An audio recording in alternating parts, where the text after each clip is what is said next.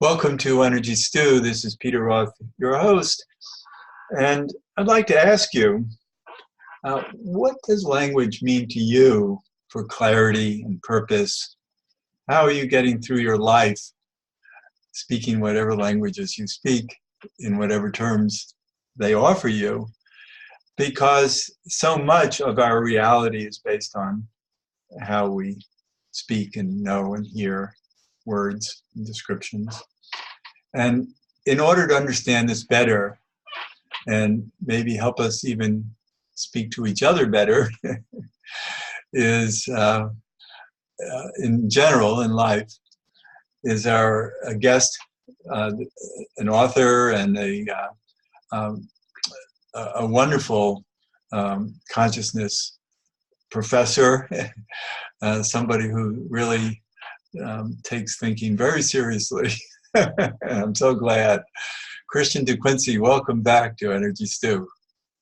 As always, it's a pleasure, Peter, to be having a conversation with you. And I'm really looking forward to talking about talking and conversation and language.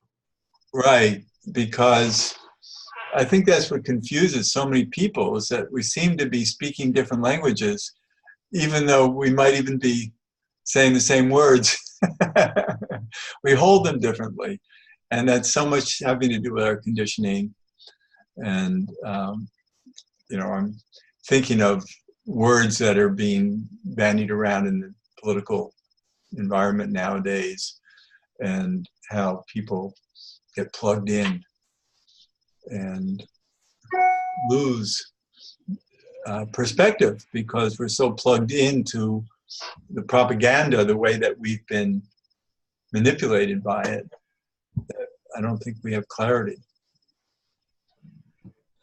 Well, yes, language, as we all probably are aware of, is a two-edged sword. It's a means of enhancing communication. Obviously, there are other ways to communicate than through symbolic language, like touch and body gestures. So language facilitates communication, but it can also obstruct and obscure communication. Sometimes that happens through misunderstandings or people using language in different ways to mean different things. But it can also abuse the communications between individuals, but also between groups intentionally. And because it's very topical, what comes to mind immediately is yesterday's news that the US Department of Energy decided to relabel fossil fuels as molecules of freedom. I mean, how ridiculous and obscurantist can you be? And so clearly, the Bush administration, the second Bush administration, decided to rename French fries freedom fries. And so this kind of silliness goes on at the highest levels in government, deliberately to confuse people and to distort people's ways of thinking. And more so than ever. Oh yes, more so than ever. And that's exploded by the use of social media. And actually, I'm thinking of a word that is going to be a heavy-duty word in this next election, is socialism. Right. And how that plugs people in one way or another. Mm-hmm. And yeah. I think it's a very misunderstood word. And a lot of people don't understand that they don't understand it. Yeah, I was just watching a video on YouTube this week, recorded sometime in the 1950s, I can't remember exactly, between the House Un-American activities. What a ridiculous, talking about language used to obscure clarity, naming that group of people the House Un-American, it just doesn't make any sense. Anyway, they were challenging the singer, actor, activist Paul Robeson and trying to get him to expose his colleagues and friends as communists, and he just completely dominated them and refused to be to be intimidated by them. And in the end, he stood up to them so strongly because they were abusing language and their authority, of course. And they had to call the hearing to a close. So this has been going on for a long time. Basically, it was clear that they had no interest in understanding what communism actually entails or what it does. They just were relating to their own biased conceptions of the word communism. And so today we're having the echo effect of that with the reactions to the word socialism. Right. So yeah, I mean, it's ignorance and intentional ignorance and intentional distortion. But I think that politics directs itself towards distortions and, it's propaganda, different ways to condition our minds to behave in ways that might not be very bright, but the conditioning is so strong.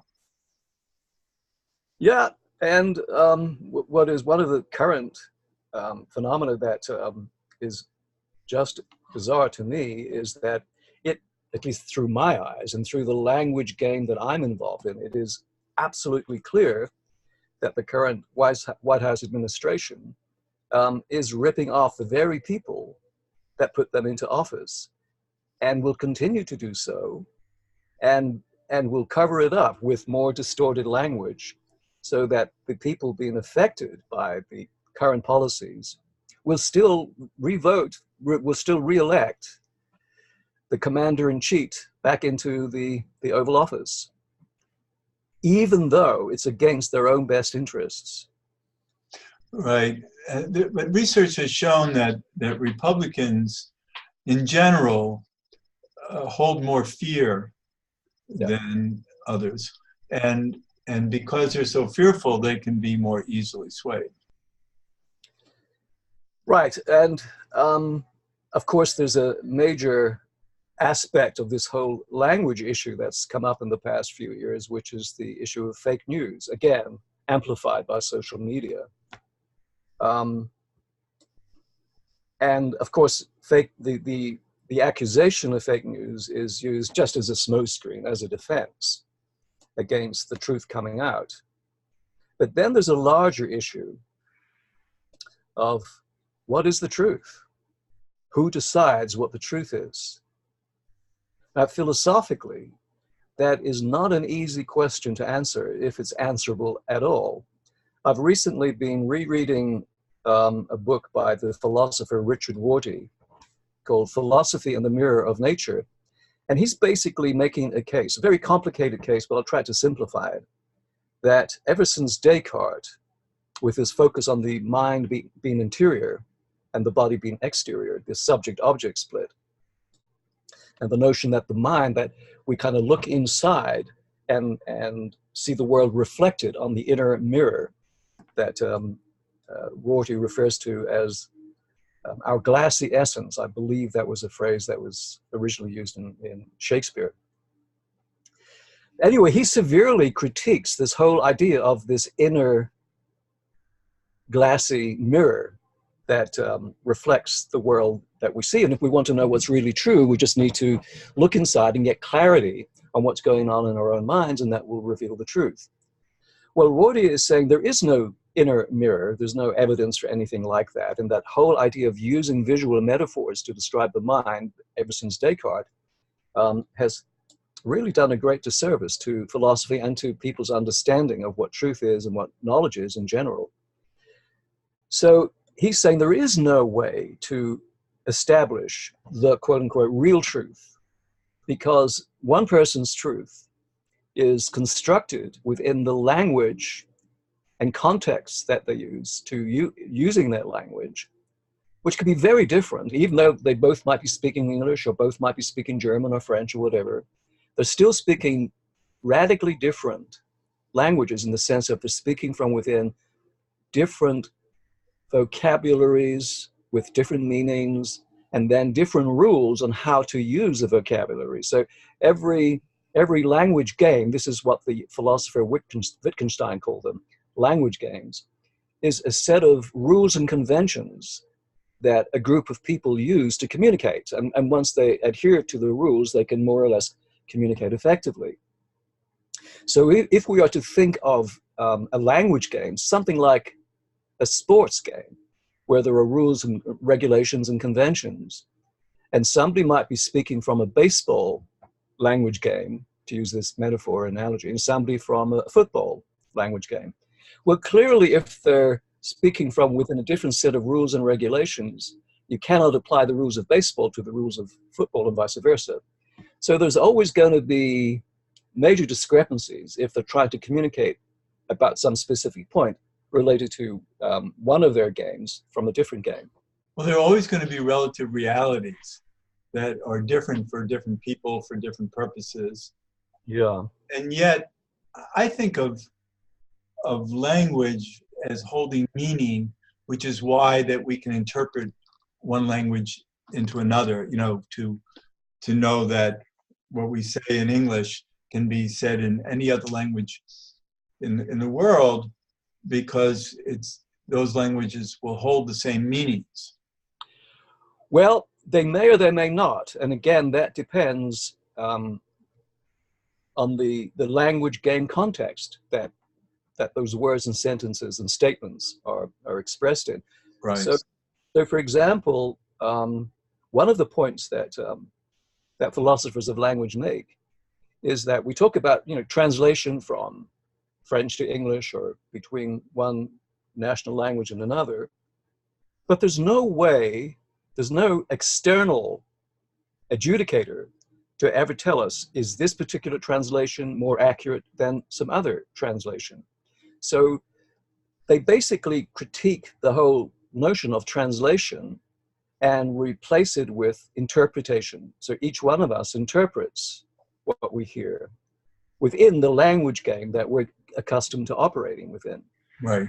My interpretation of a particular word or sentence, even though we're reading the same words and we speak the same objective language, because we're playing by different language rules, we may have very different interpretations. Now, the main point I want to make here about this is that which is what happens all the time, different people will come up with different interpretations and then base their notion of truth on their own particular interpretation. But then their notion of truth is going to be very different from somebody else's notion of truth. And here's the thing, there's no meta language game that we can appeal to adjudicate between these two different versions of truth. And so there's no way to ever decide what is true and what is false. Now, that doesn't mean there isn't some truth. It just means that any statement we make about the truth can never be objectively justified or warranted, because there's no external set of supreme court of language that we can appeal to decide. I think that it's also relative to which truths we're talking about. Some truths, I think, are more universal, and we could agree on, for instance, perhaps the sanctity of life. You know, there are certain understandings of reality that I think are more absolute, and others are very relative to our culture. Yeah, but you know, even values that seem to be, if not universally shared, but certainly widely shared, will have exceptions depending on the circumstances and the particular language game that is used. So, for example, people who are anti-abortion tend to be pro-death penalty. So it's not that they hold life as something sacred. It's that they have some other agenda that they're obscuring through claiming to be respecters of the sanctity of life. Right, and that's been distorted over time, because the Republican Party, which is very anti-abortion, wasn't that way 40 years ago. Yeah. They took it on as a political stunt so that they could influence voters. Right. So what's been happening for me recently is quite a major shift in my own approach to understanding these issues. For a long time, I was very skeptical, even critical, of postmodernism and hermeneutics as a valid way to approach understanding what's going on in the world. And I tended to be much more in the analytical tradition. But having reread Rorty's book, I've done almost a complete 180 and realized that instead of searching for truth, which is what modern Anglo-American philosophy has been doing for about 400 years, he says we can never achieve that because there is no way to adjudicate what is true and what isn't. He says we need to, instead of looking for knowledge and methods to warrant and justify any knowledge claims, we need to take an hermeneutical approach, which is interpretation, and then to compare one person's interpretation with another interpretation. Now, in conversations with some of my colleagues recently, they've pointed out, well, if there's no way to establish one person, truth between one person's statement and another, then everything is relative. And what's the point in even having a conversation? Well, the answer to that is if you stop looking for some final truth and instead open up to continuing the conversation, even though you know there's never going to be an end to the conversation, you're never going to resolve the issue, but by engaging in an ongoing conversation, we can create opportunities for sharing different insights or triggering different insights from one language game to another language game. And as these insights accumulate, we can then apply them practically in our lives. And so there's great pragmatic value to continuing an hermeneutical conversation, a conversation about, not about are you right or am I right, but what's your interpretation and here's my interpretation, and let's see what can come out of the alchemy of dialogue. What I'm sensing about this is the age that we're in was predicted by the Mayans 1,000 years ago, that our previous 360 years up until this decade was a very left-brain period of time, was a time where, because these come and go over thousands of years, these 360-year cycles. And when we're in what they call the day, is what we've just been through, 360 years of an empire being built based on knowledge, on left brain principles, on hierarchy, on power, and that ends up self-destructing because of greed and corruption. You can't be smart enough without getting into all this trouble of language and the ability to distort it.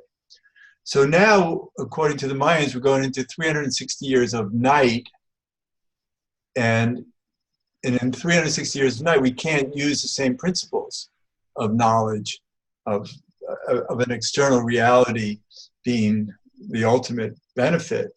So now we go into internal reality. The night is what's on the inside, which is really where wisdom is held, which is what I think you're talking about, which is getting to a deeper level of coordination of ideas and trying to have a wise answer to them.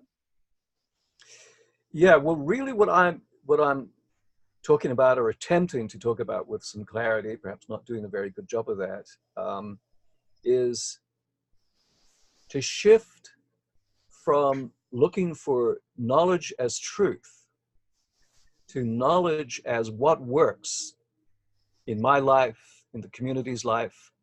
So instead of looking for some objective truth, look for insights and information that will enhance our experience of being in the world in such a way that we apply what we know or think we know pragmatically to achieve some particular end. And there's never going to be the end to everything that we desire or want or that's beneficial to us. So it's always an ongoing conversation. Right. Major shift from looking for truth or knowledge as truth to being open to an ongoing dialogue that reveals our,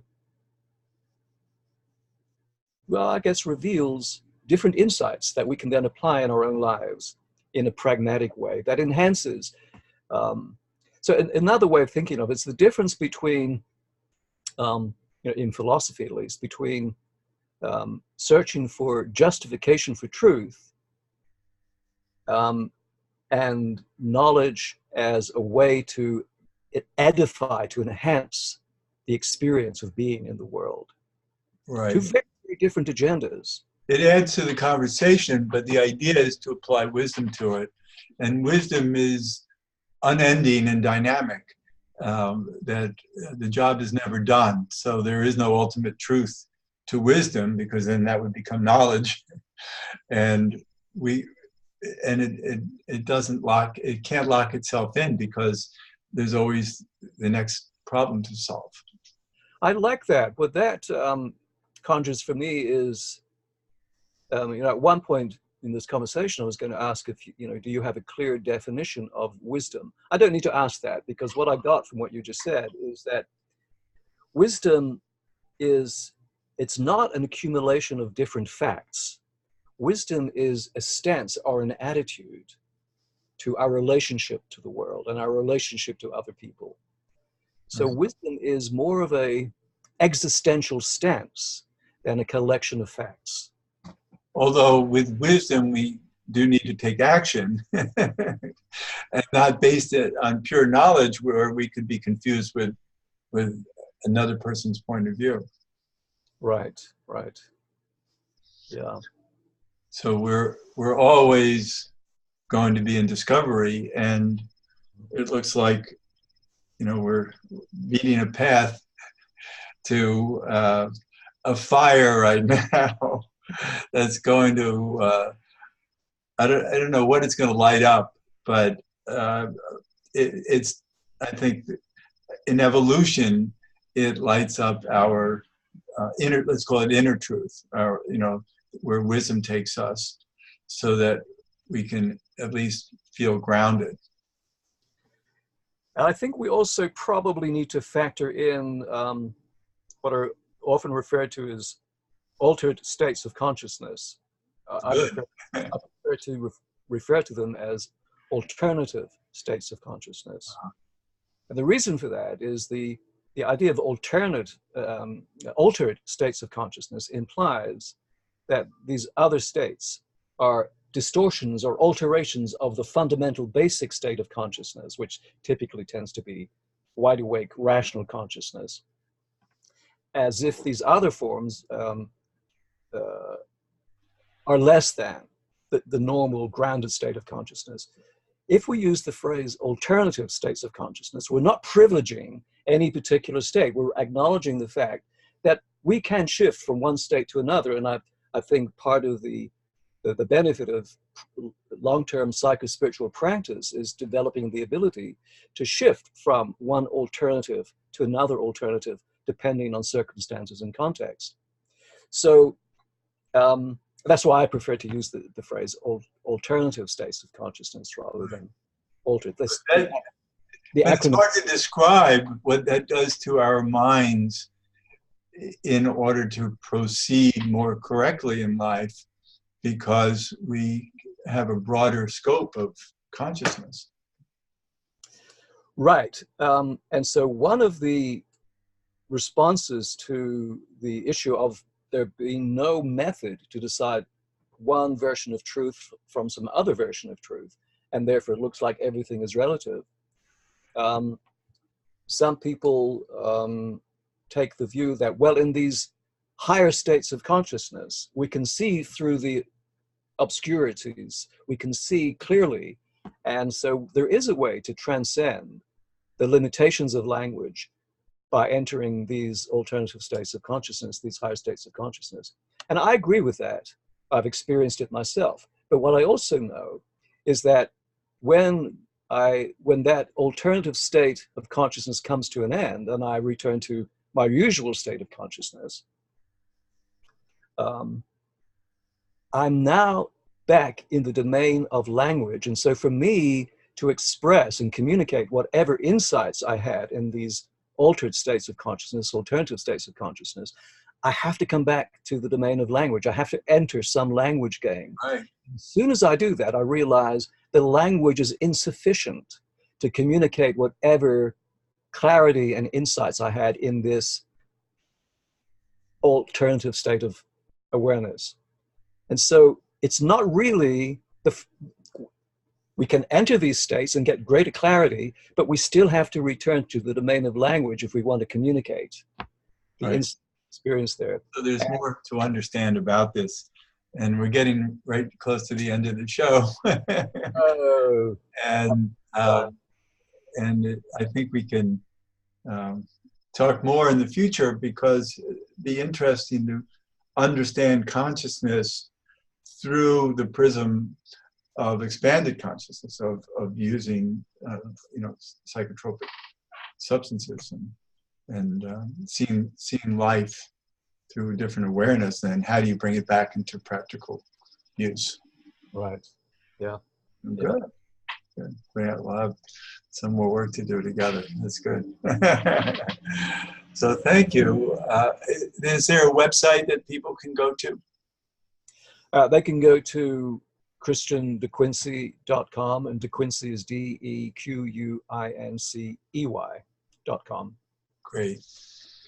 Christian, thanks so much for being a guest on Energy Stew again. It's always wonderful to talk with you. Thanks, Peter.